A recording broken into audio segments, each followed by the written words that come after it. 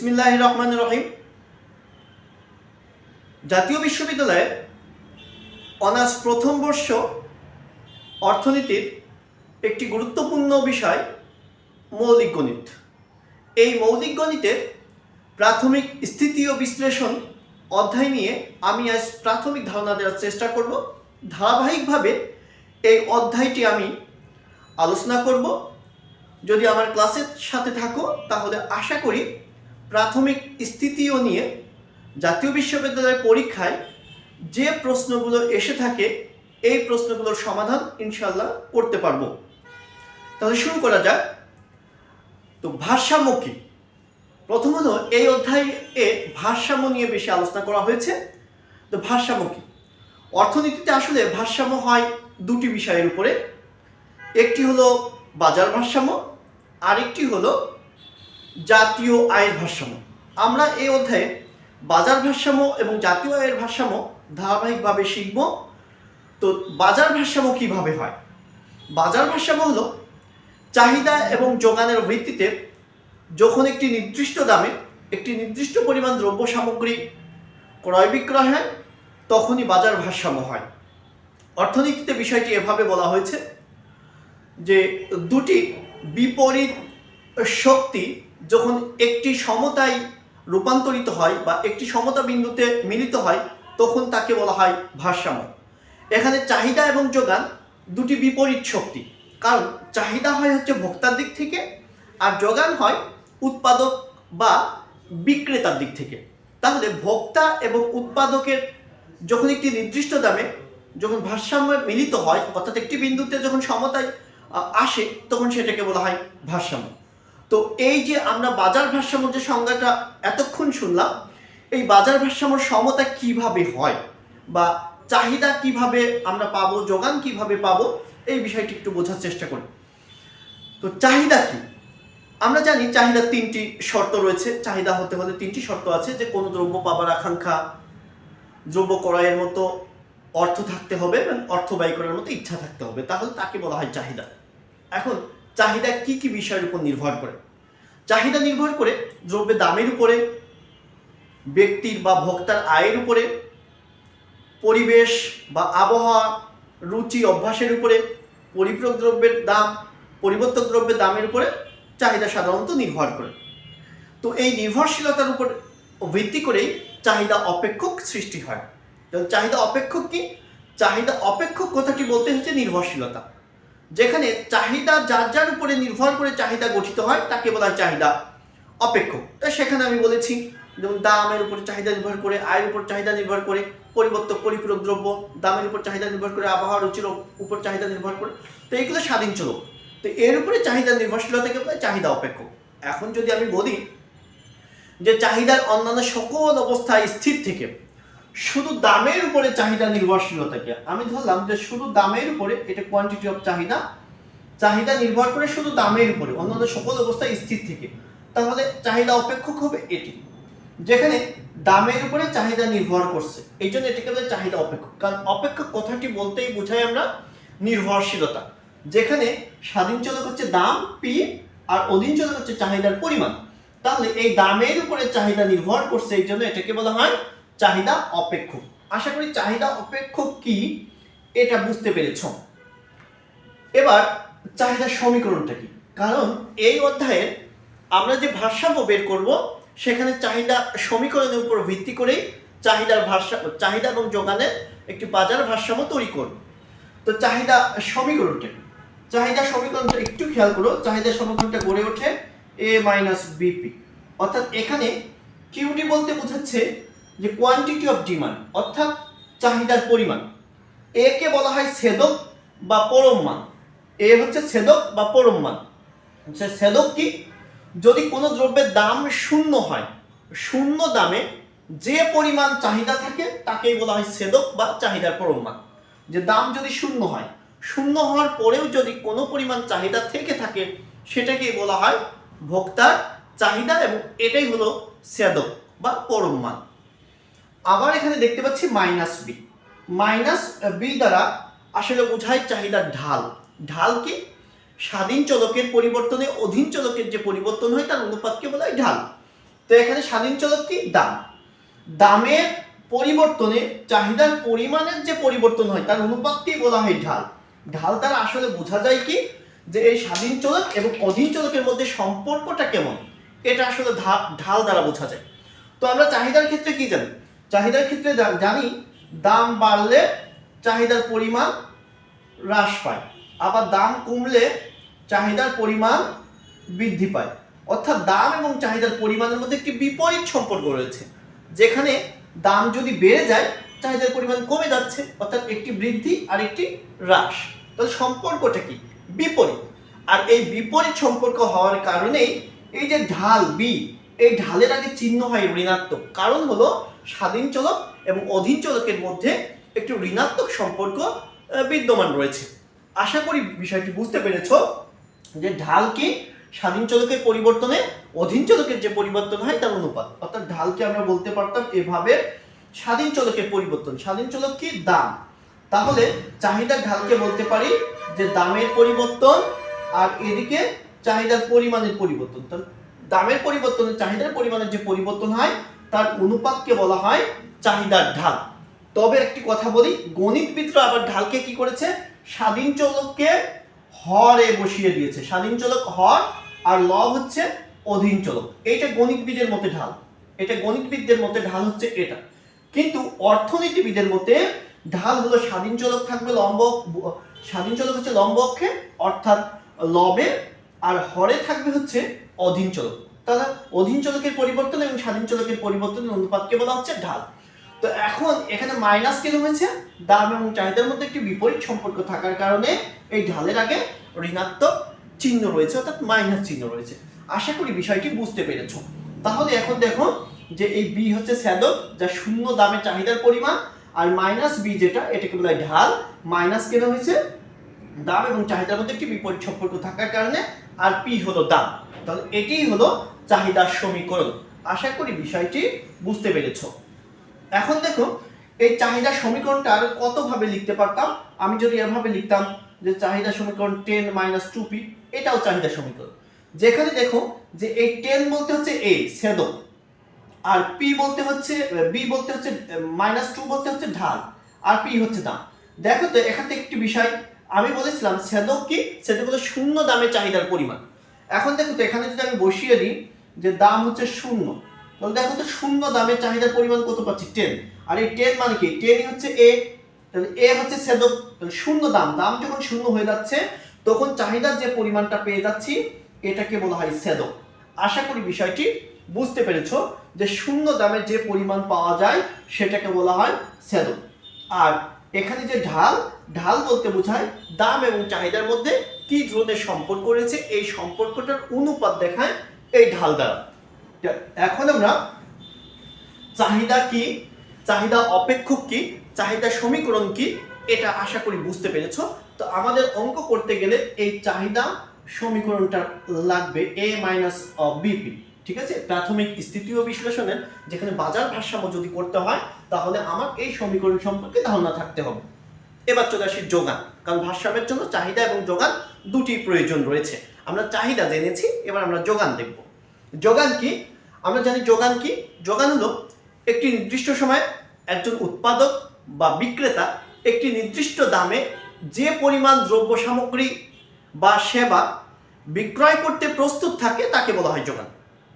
তাহলে দেখো এখান থেকে একটি বিষয়, যে প্রচলিত দামে অর্থাৎ একটি নির্দিষ্ট দামে যে পরিমাণ বিক্রয় করতে প্রস্তুত থাকছে তাকে বলা হয় যোগান।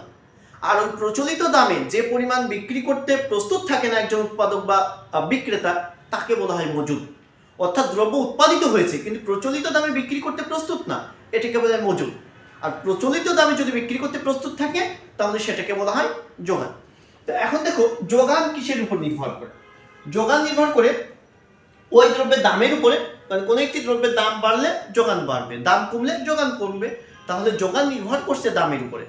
আবার যোগান নির্ভর করে উপকরণের দামের উপর। অর্থাৎ উপকরণ মানে ওই দ্রব্য উৎপাদন করতে যে দ্রব্য সামগ্রী মানে যা লেগেছে, যেগুলো উপকরণ রয়েছে অর্থাৎ উপাদান লেগেছে, এটাকে বলা হয় উপকরণ। সেটা ভূমি, শ্রম, মূলধন, সংগঠন হতে পারে। তো এই উপকরণের দামের উপরে যোগান নির্ভর করে। এরপরে তোমার ট্যাক্সের উপরে, করের উপরে যোগান নির্ভর করে। সরকারি বিভিন্ন নীতির উপরে যোগান নির্ভর করে, ভর্তুকির উপরে যোগান নির্ভর করে, তারপরে আবহাওয়া বা সময় এর উপরে যোগান নির্ভর করে। তো এখন যোগান তো অনেক বিষয়ের উপর নির্ভর করে।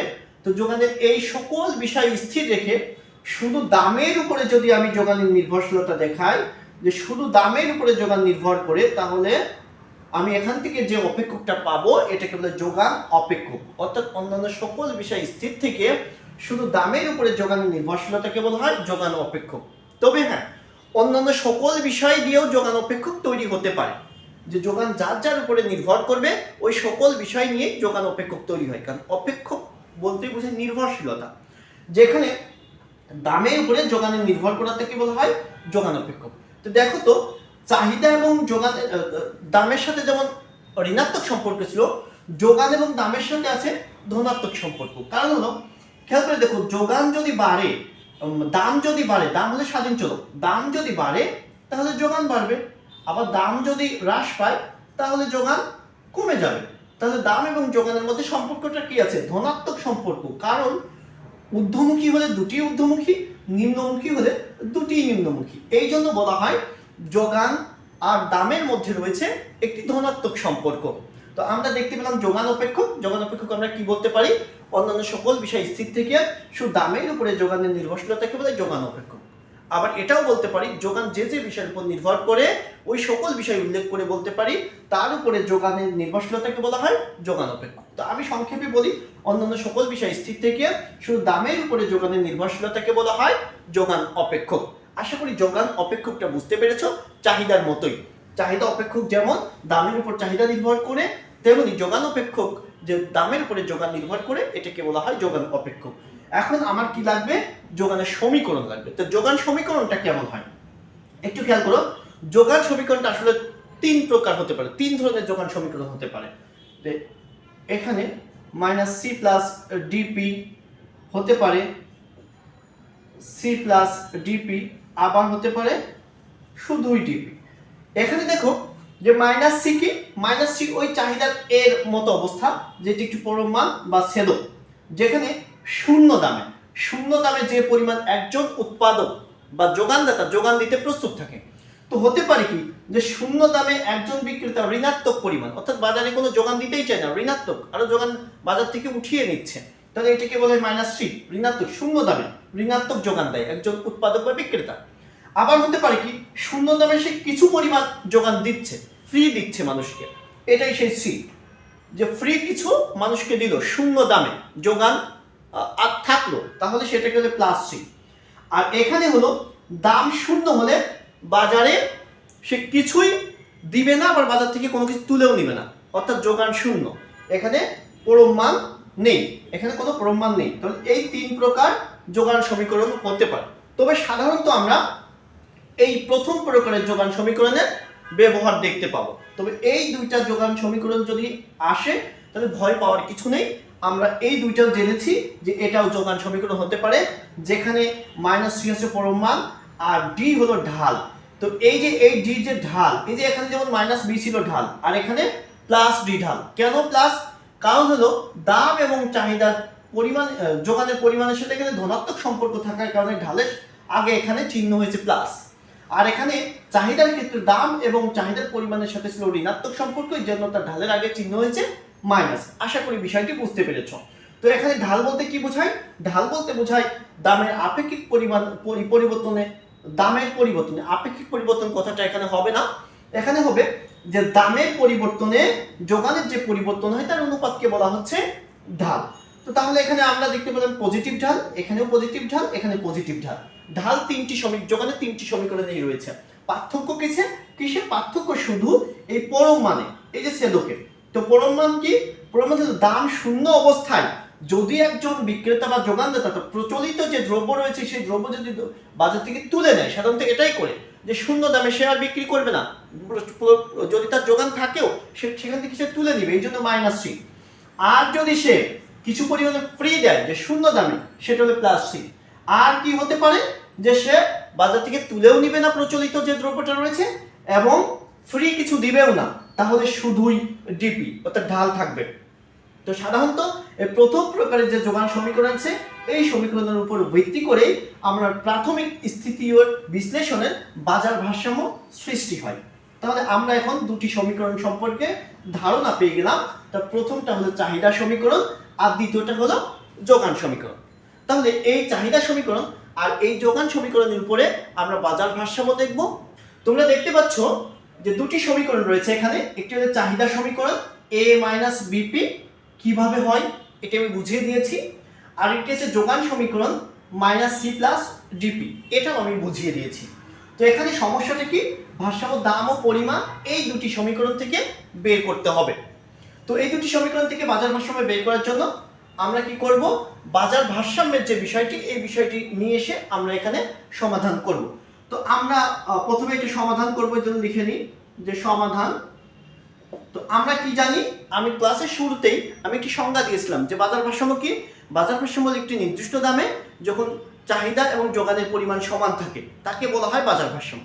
তাহলে আমরা চাহিদা এবং যোগানের পরিমাণ সমান দেব, সেখান থেকে একটি নির্দিষ্ট দাম বের করব, তাহলে বাজার ভারসাম্যের দাম পেয়ে যাবে। তো আমার প্রথমে বের করতে হবে কি, বাজার ভারসাম্যের দাম।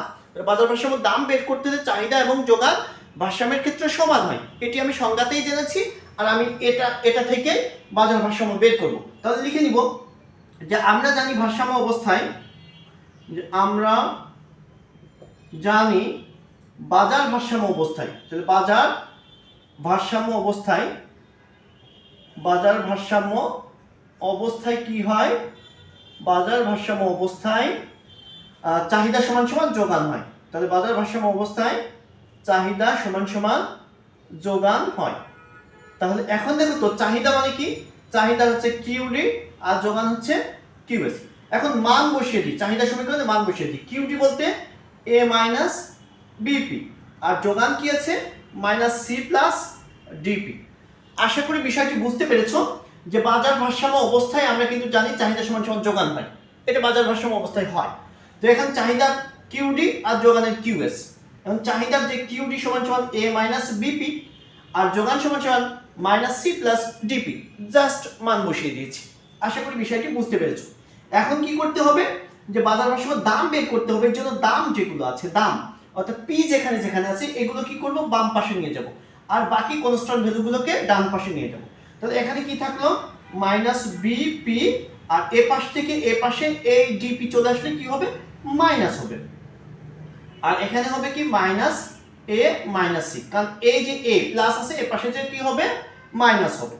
এখন দেখো তো উভয় পক্ষ থেকে যদি আমি কি করি, মাইনাস কমন নিই তাহলে কি হয়, উভয় পক্ষ থেকে যদি মাইনাস কমন নিই তাহলে কি থাকে, বি পি প্লাস ডিপি, এখানেও যদি মাইনাস কমন নিই এ প্লাস সি থাকে। তাহলে উভয় পক্ষ থেকে যদি এখন মাইনাস তুলে দিই, এই মাইনাসটা উভয় পক্ষে তুলে দিলাম, তাহলে থাকলো কি, থাকলো বি পি প্লাস ডিপি সমান সমান এ প্লাস সি। এখন দেখো এই পাশে পি কমন নেওয়া যায়, পি যদি কমন নিই কি থাকে, বি প্লাস ডি সমান সমান এ প্লাস সি। এখন দেখো আমার কি বের করতে হবে, দাম বের করতে হবে, এই জন্য পি রেখে দিলাম, পি সমান সমান কি হয়ে গেল, এখানে এ প্লাস সি আর নিচে থাকলো বি প্লাস ডি। দেখো আমরা পি এর মান পেয়ে গেছি, অতএব ভারসাম্য দাম কি, অতএব ভারসাম্য দাম হলো এ প্লাস সি সমান সমান বি প্লাস ডি, এইটা হলো ভারসাম্য দাম আমরা পেয়ে গেছি। এখন দেখো যে ভারসাম্য দাম কিভাবে পেয়েছি এটা বুঝতে পেরেছো, এটা হলো সেই ভারসাম্য দাম। এখন বলা হয়েছে কি, আর পরিমাণ বের করতে হবে। পরিমাণ বের করতে হলে দেখো আমরা এখানে বের করে নিয়েছি চাহিদা এবং যোগান সমান, দেখো পরিমাণ যদি বের করি, এই দাম চাহিদা বা যোগান যে কোনো একটিতে বসিয়ে দিলেই পরিমাণ পাওয়া যাবে, চাহিদাতে বসালেও যে পরিমাণ পাওয়া যাবে, যোগান সমীকরণে বসালেও সেই একই পরিমাণ পাওয়া যাবে। কারণ কি, ভারসাম্য দাম অবস্থায় চাহিদা এবং যোগান সমান, তাহলে দাম যদি ভারসাম্য পেয়ে যায় তাহলে চাহিদা এবং যোগান সমান, আর চাহিদাতে যদি এখন এই পি এর মান বসিয়ে দিই চাহিদা সমীকরণে, তাতে যে পরিমাণ পাবো আবার যোগানে বসিয়ে দিলেও ঠিক একই পরিমাণ পাবো, তাহলে আমরা সেখান থেকে পরিমাণ পেতে পারি। তো আমি এটা মুছে দিয়ে, আমার এখানে বোর্ডে জায়গা কম, তো আমি এখন পরিমাণ বের করব। তো ভারসাম্যের পরিমাণ বের করব, তো পরিমাণ বের করতে হলে কি, পি এর মান বসিয়ে দেব, পি এর মান চাহিদা সমীকরণে বসিয়ে দেখি, পি এর মান চাহিদা সমীকরণে বসাই, সমীকরণে বসিয়ে পাই। তাহলে পি এর মান চাহিদা সমীকরণে বসাই, তাহলে দেখবো যে পরিমাণ কত আসে, এ মাইনাস বিপি। তাহলে দেখো এ থাকলো, বি থাকলো, পি এর মান বসিয়ে দিই, তাহলে এ প্লাস সি আর থাকলো কি বি প্লাস ডি। এখন দেখো তো যে আমি যে মানটা বসিয়ে দিয়েছি, এখন দেখো তো এটা কি করা যায়, এ মাইনাস, এখানে এই যে এইটা তো এর সাথে গুণ, তাই না, তাহলে মাইনাস এ বি আর কি হচ্ছে এটার সাথে গুণ করে যদি আমি ইসের মধ্যে রেখে দিই, তাহলে এটা মাইনাস এ বি আবার মাইনাস কি হচ্ছে মাইনাস বিসি, আর নিচেই কি থাকছে বি প্লাস ডি। দেখো আশা করি বিষয়টি বুঝতে পেরেছো, এই বি দিয়ে গুণ করেছি এ বি প্লাস মাইনাসে মাইনাস বিসি। এখন দেখো যদি আমি লসাগু করে বসিয়ে দিই, তাহলে এখানে কি আছে বি প্লাস ডি, তাহলে এর সাথে কি আসবে বি প্লাস ডি গুণ হয়ে যাবে, তাহলে A B plus D minus এখানে এ বি মাইনাস বিসি। এখন দেখো আমি যদি এখন এটাকে সমাধান করি, জায়গা নিচেই নেই, এখানে শুরু করি যে বি প্লাস ডি, তাহলে এখানে যদি গুণ করি A B plus A B গুণ করলাম A B plus A D, এখানে কি হয় minus A B minus BC. এখন দেখো কি হচ্ছে, এখানে A B R A B, এই এ বি কি হচ্ছে কেটে যাচ্ছে, তাহলে থাকে কি খেয়াল করে দেখো তো, এখানে থাকে হলো এ ডি মাইনাস বিসি, তাহলে থাকছে কি এ ডি মাইনাস বিসি, তাহলে এ ডি মাইনাস বিসি এটি হলো আমার ভারসাম্য পরিমাণ, এটা হলো ভারসাম্যের পরিমাণ, অর্থাৎ চাহিদার পরিমাণ পেয়ে গেছো। চাহিদার পরিমাণ আর যোগানের পরিমাণ সমান হয়, কারণ চাহিদা এবং যোগান সমান, তাহলে এটি হলো পরিমাণ। আর পরিমাণটা কত, পরিমাণটা হচ্ছে B plus D A D minus BC, এটি হলো ভারসাম্য পরিমাণ। তাহলে এটি হয়ে গেল ভারসাম্য পরিমাণ। আর ভারসাম্য দাম কোনটা, আমি আগে যে করেছিলাম ভারসাম্য দাম পেয়েছিলাম কি A plus C B plus D, এটি হলো ভারসাম্য দাম। আশা করি বিষয়টি বুঝতে পেরেছো যে ভারসাম্য দাম এবং ভারসাম্য পরিমাণ কিভাবে চাহিদা এবং যোগান সমীকরণ থেকে পাওয়া যায়।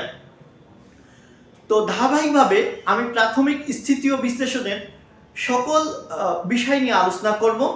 ম্যাথমেটিক্যালি যে সমস্যাগুলো রয়েছে এই সমস্যাগুলো ধারাবাহিকভাবে আলোচনা করব। তো আজকে আমি প্রাথমিক বিষয়গুলো আলোচনা করলাম, পরবর্তীতে এই বিষয়ে আরো ক্লাস নিব। তো আমার ক্লাসটা যদি ভালো লেগে থাকে তাহলে আমার চ্যানেলটি সাবস্ক্রাইব করবে এবং পাশে থাকা বেল আইকনটি প্রেস করে রাখবে, তাহলে পরবর্তী ক্লাস আপলোডের সাথে সাথে তুমি পেয়ে যাবে। তো আজকে পর্যন্তই, ভালো থেকো, সুস্থ থেকো।